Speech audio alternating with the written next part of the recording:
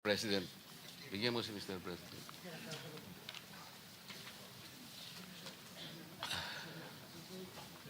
Manatili ka muna nakatayo kasi nunumpa ka.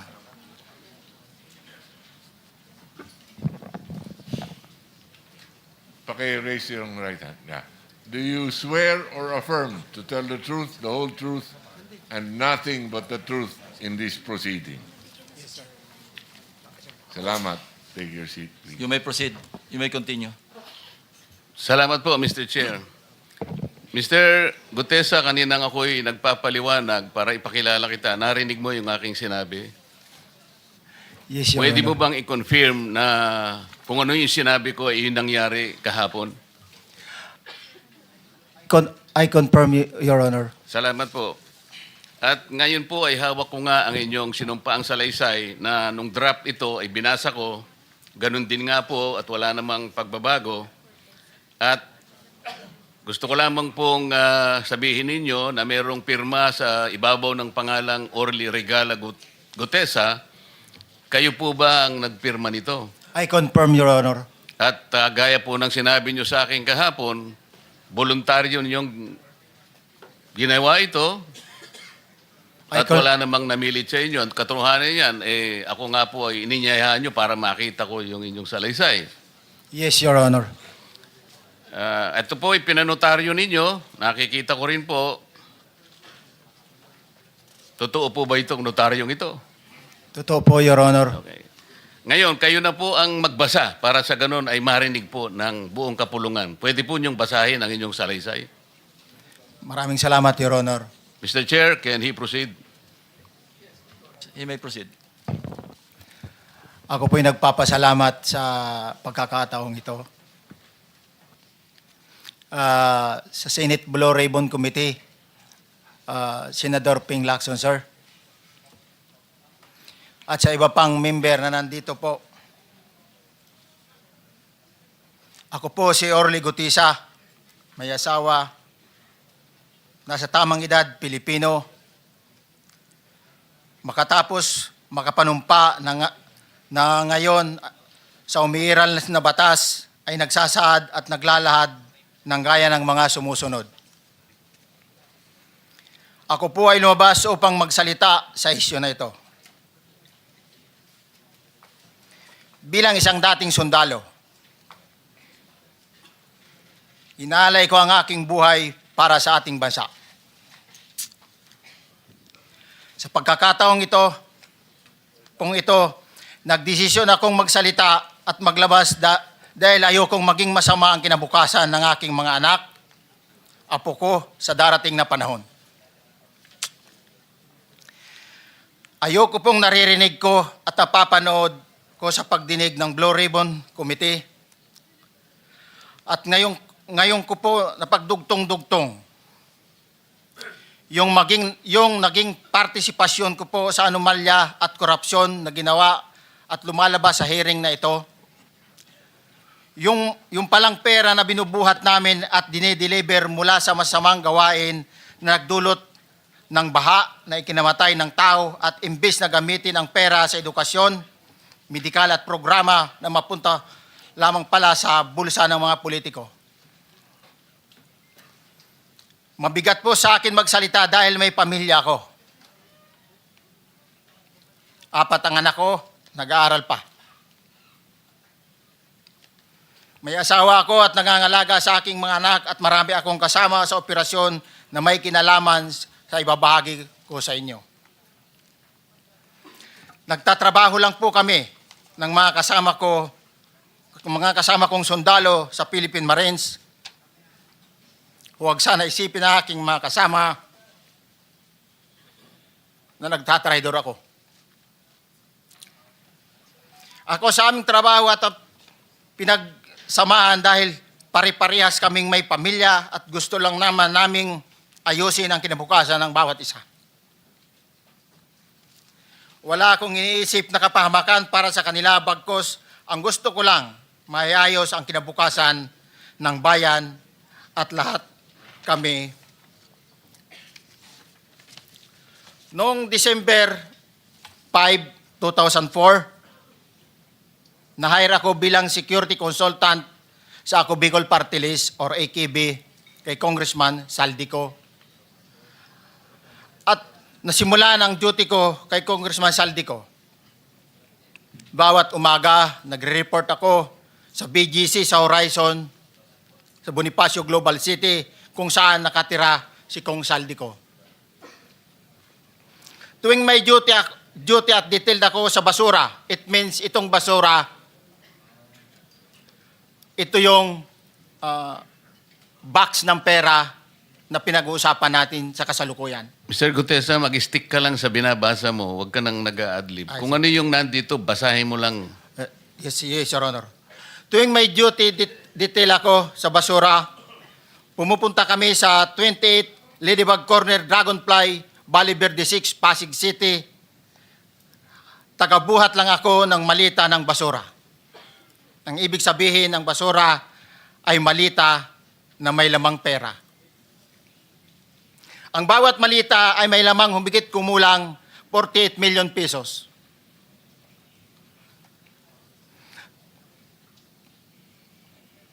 Ang bawat malita ay may post-it na nakadikit na nakasaad kung magkano ang laman ng bawat malita. Tuwing may duty detail sa basura, may pumupunta na tao na magde-deliver ng basura at nire-receive ni John Paul Estrada at Mark Tiksay. Ang mga executive assistant ni Congressman Saldico at sila ang mga detailed sa mga ganyang activities.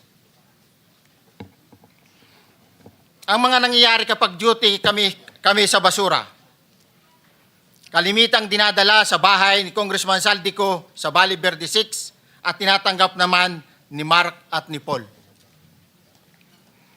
Pagkatapos naming may baba ang nasabing basura, ipinapasok sa bahay ni Congressman Saldico sa Valle Verde 6 at binibilang ni Mark at ni Paul. Alam ko na ang laman ng malita ay pera sapagkat nakita ko si Paul na binuksan ang malita at inilabas ang laman para bilangin. Ang isang ehemplo na nagdala ng pera ay si Congressman Eric Yap ng AXIS Party List. 46 na malita ang dala niya sa bahay ni Congressman Saldico sa Valle Verde 6. Pagkatapos mabilang, isinakay namin sa mga sakyang patungo sa Horizon Residence sa Taguig. At dumiretso kami sa basement upang may baba ang nasabing basura. Bago ibaba ang nasabing basura, ito, Merong napuputol sa binabasa mo eh. Huwag kang magmadali. Huwag kang magmadali. naputol na, Ulitin mo yung paragraph 20. wala na akong, hindi ko makita na putol na siya.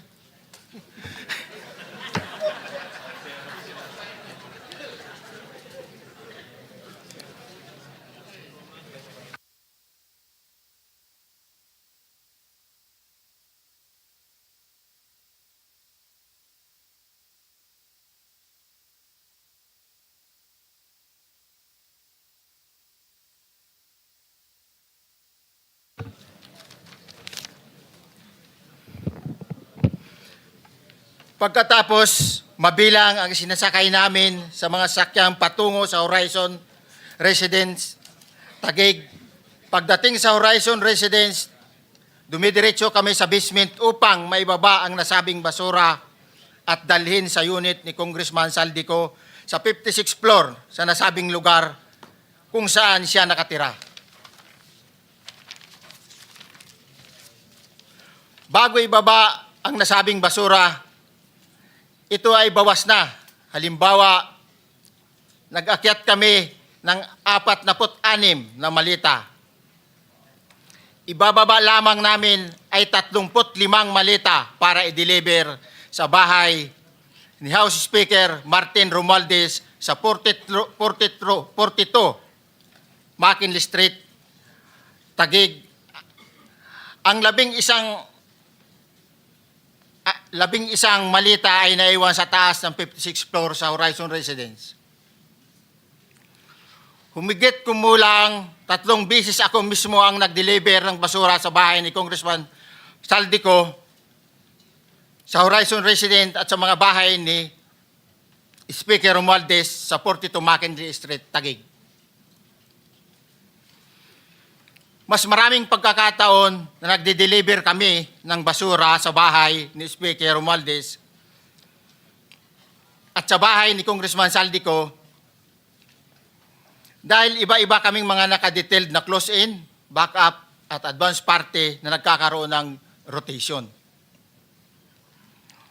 Sa huli, ako po ay nagnanais na mapasailalim sa Witness Protection Program dahil alam ko po nanganganib ang buhay ko at ang aking pamilya sa ginawa kong paglalahad na ito.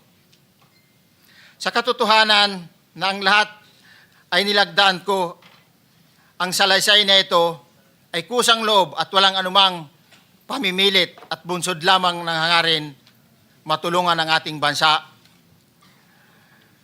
Ito po ay nilagdaan ko, Your Honor. Thank you, Orly. Before you proceed, meron lang ako ipapakitang litrato sa iyo. No? I-confirm mo, kasama na rin si Bryce, kung yan ba si Paul na binabanggit mo. I confirm, Your Honor. Yun nga po, Your Honor. Siya po. Okay, so, yeah, for the record, andito po yung litrato nung binabanggit na si Paul. Ang palyado nito.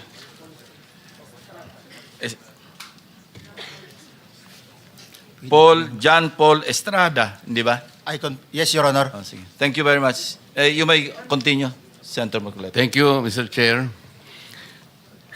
Mr. Gutesa, dito sa iyong paglalahad ay gumawa ka ng isang paghalimbawa.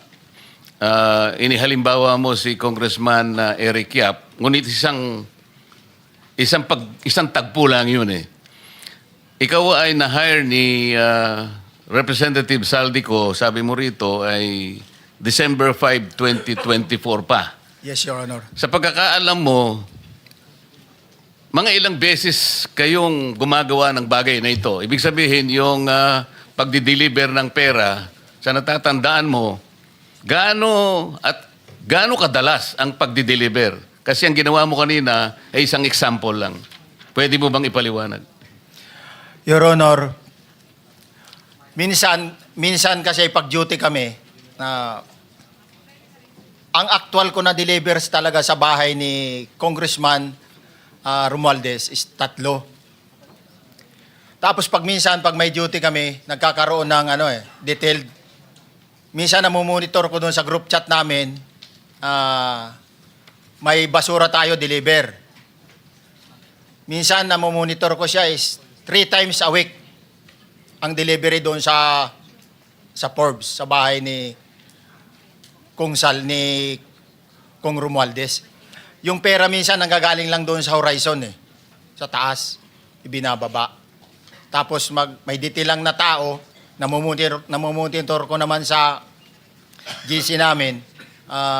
Kaya nalalaman ko yung movement ng tropa, kung ano yung sinasabing basura ng delivery. Your So Honor. yung delivery o yung movement ng tropa nagaganap average 3 times a week. 3 times a week, Your Honor. Nagsimula noong December 2024. Yes, Your Honor. Hanggang ngayon ba ay naglilingkod ka pa kay Representative Saldico? Sa kasalukuyan po ay nag-resign po ako noong August 5, itong taon po na ito.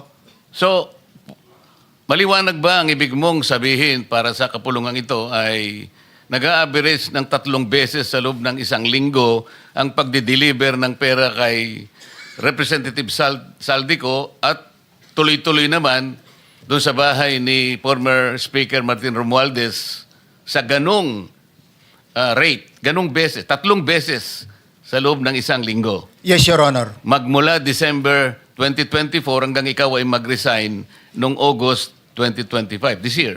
Yes, Your Honor. Mr. Chair, Senator Marcolita, short Yes, interjection. with the permission of Senator Marcoleta. Thank you, may Mr. proceed. Chair. May maibigay ka ba na pangalan? Kasi ang sinasabi mo lang ngayon, as far as you're concerned, during ikaw ay nagdo-duty, nagro-rotation basis yung duty, So pag wala ka, absent ka, iba ang nagdo-duty, iba rin ang nagtatanggap sa pera at nagdi-deliver. Am I correct?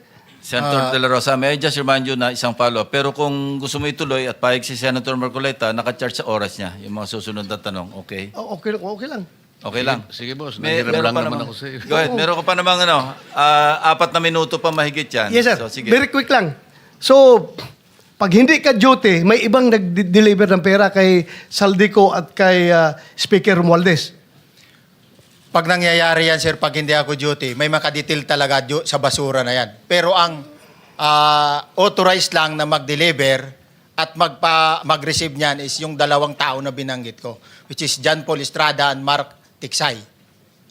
Okay. Thank you, Mr. Chair. Thank you, Senator Marcolita. Mr. Gutesa, sa panig ng pagdi-deliver sa bahay ni former Speaker Martin Romualdez, sinong tao ang nagre-receive? Sa mga ganun, sir, ang may contact, Your Honor, is yung si Paul at si Mark lang ang may contact doon sa receiver. So pagdating doon, nakabukas na yung gate doon sa Forbes, pumapasok na lang kami. Then, pag nabuhat na namin yung mga malita na ibaba na, so lalabas na kami.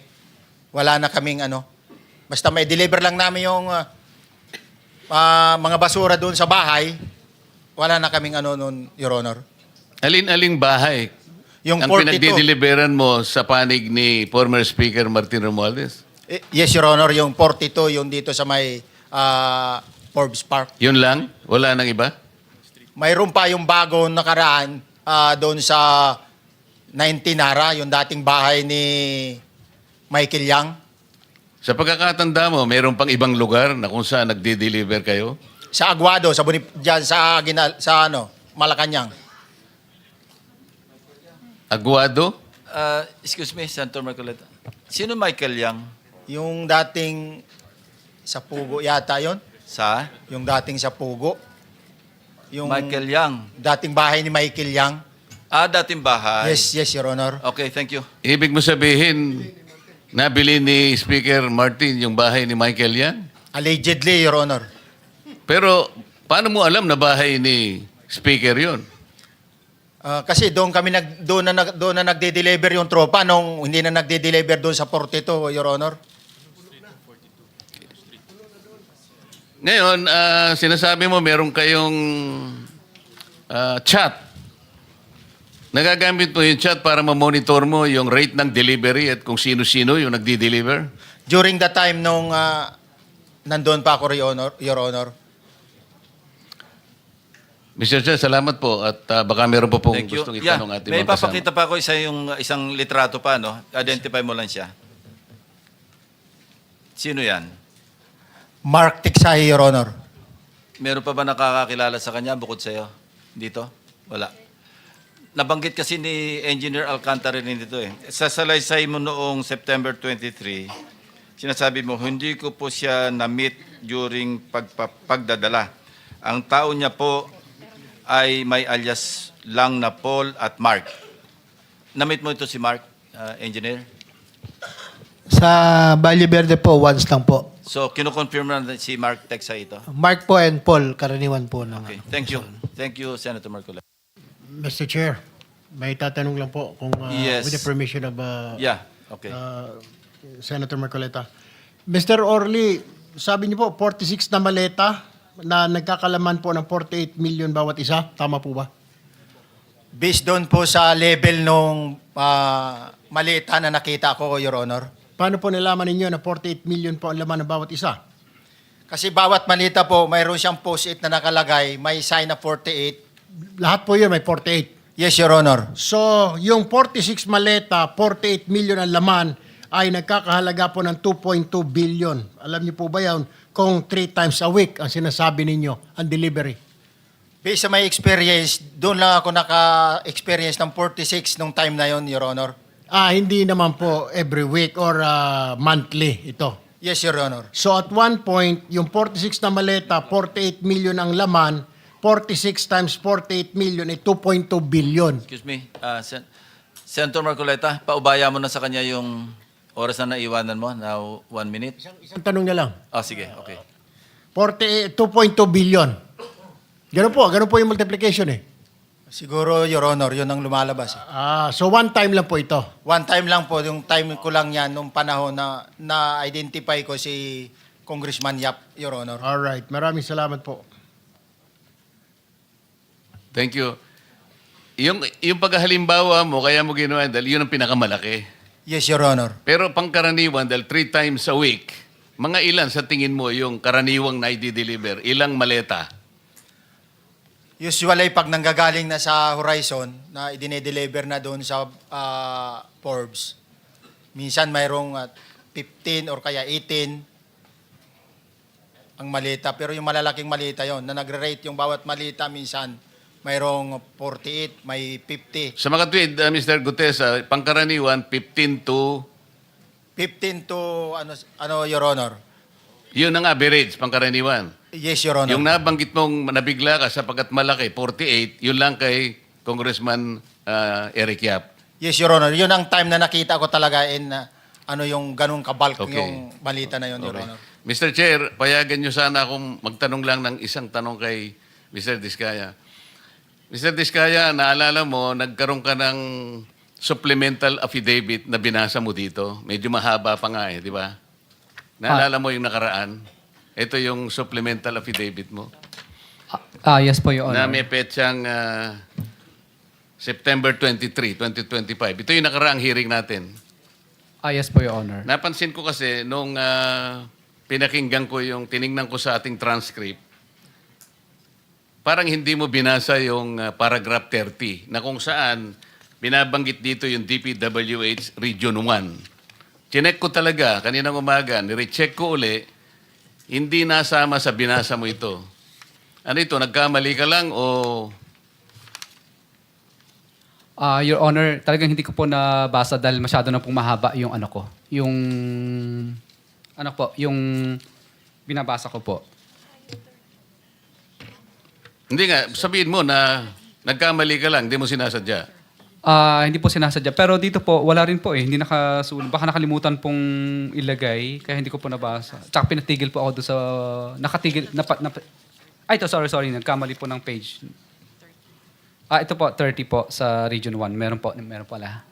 Oo nga, nandito yung paragraph 30, DPWS Region 1. Yes po, Your Honor. Pero nung checking ko yung transcript, hindi mo binasa ito.